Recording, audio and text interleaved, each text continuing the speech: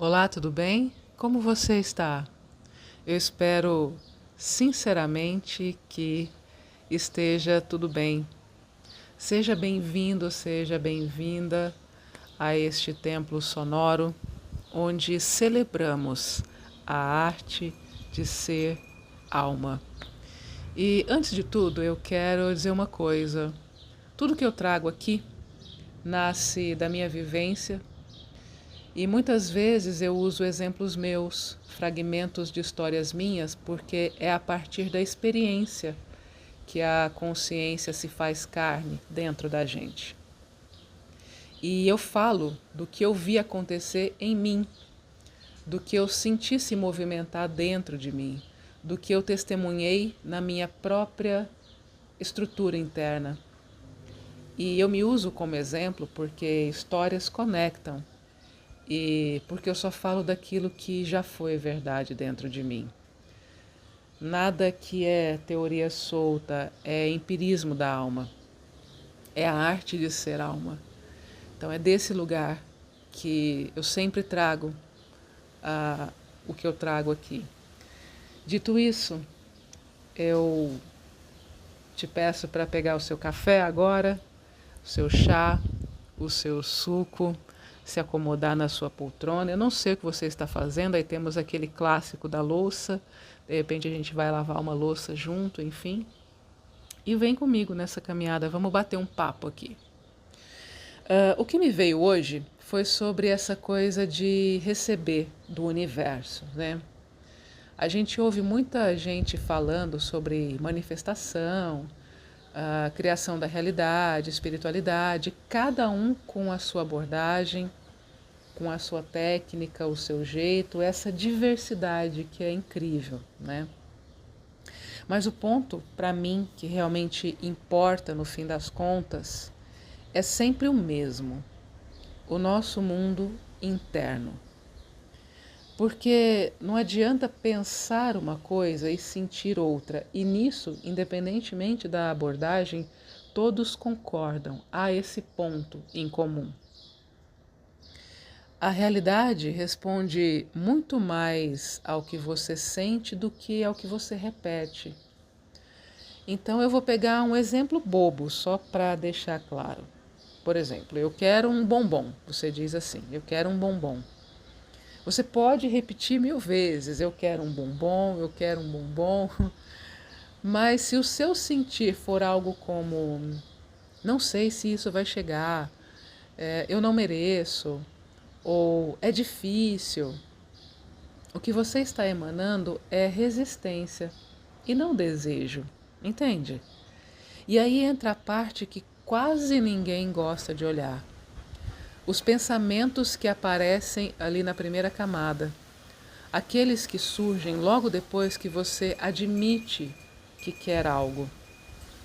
Se a primeira reação é contração, algo como é difícil, ou como isso vai chegar, ou isso nunca deu certo antes, é porque existe uma programação inconsciente segurando o caminho. Tá ouvindo? Esse é o Enzo de fundo, o meu gato aqui. O nome dele a gente chama ele de Enzo porque ele é muito mimado. É o Enzo. Ai, brincadeiras à parte. Então, retomando aqui o que eu estava falando, né, sobre essa resistência, né, que a gente cria, essa contração, né, que você coloca no campo, essa programação inconsciente segurando o caminho. E é aí que entram as perguntas que é importante que se faça quando esse tipo de resistência aparece. É importante você se perguntar, tipo, isso é verdade? De onde vem esse pensamento? É meu mesmo?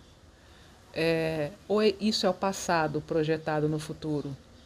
Isso é uma verdade para mim, para minha essência? É isso que a minha essência, que a minha alma realmente pensa? Ou isso foi herdado de algo, alguém, de uma programação inconsciente?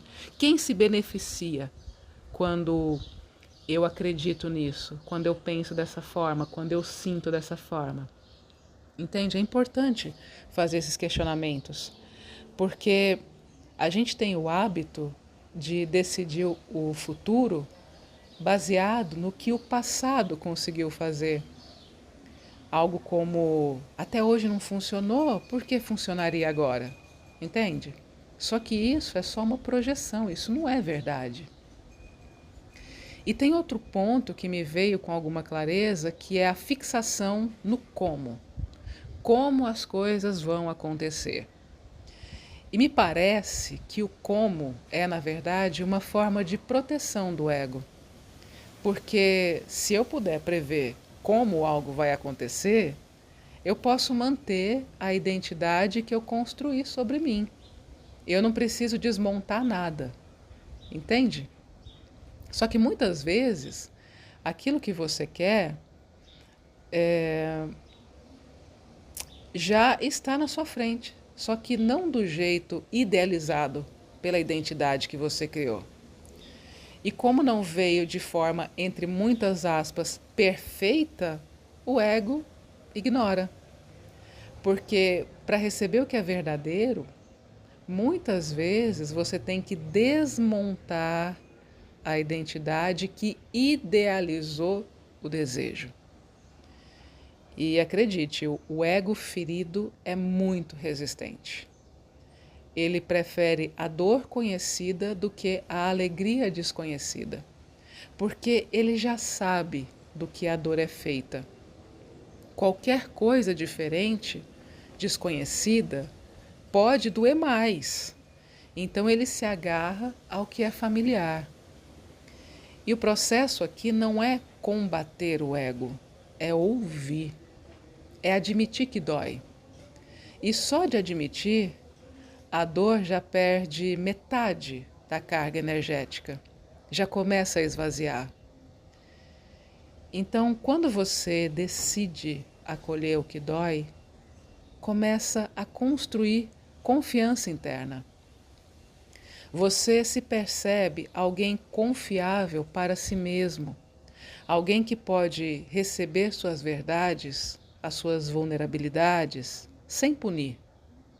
E quanto melhor essa relação interna fica, mais as estruturas começam a te mostrar onde ainda existe rigidez. E não para te acusar, mas porque agora você está ali para colaborar. E aí os nós, os bloqueios começam a afrouxar, começam a se desfazer. Isso vai tirando força da resistência. Você vai ficando menos rígido, mais flexível, mais aberto. Porque agora, independentemente da forma como algo chega, você está inteiro. O externo importa menos.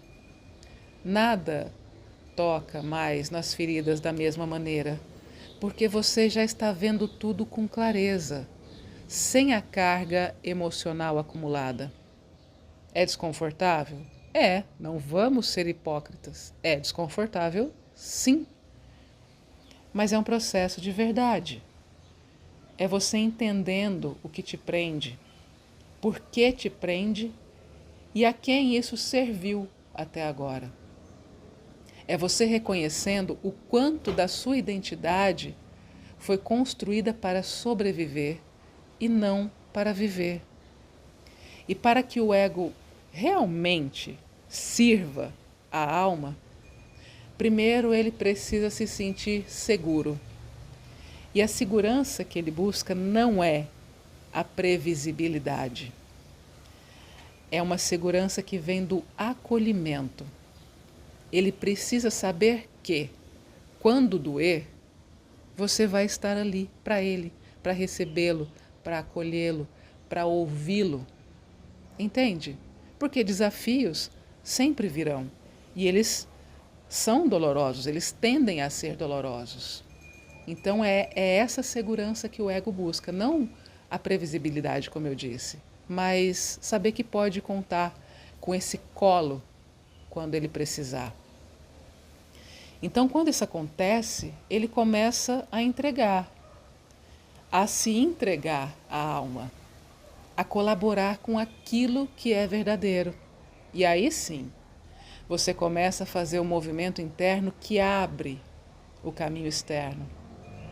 No fim das contas, tudo se resume a isso. O quanto de verdade você consegue suportar sobre si. É o quanto de energia emocional e psíquica você consegue liberar naquele momento. E não precisa ser tudo de uma vez. Não, de forma nenhuma. Há uma sabedoria interna que regula isso. Você acolhe um pouco hoje, libera um pouco amanhã, daqui a pouco revisita e libera mais. E assim você vai construindo essa ponte entre a realidade que você vive e a realidade para a qual você deseja caminhar, né? Então, você libera, vai liberando, revisita, libera um pouco mais.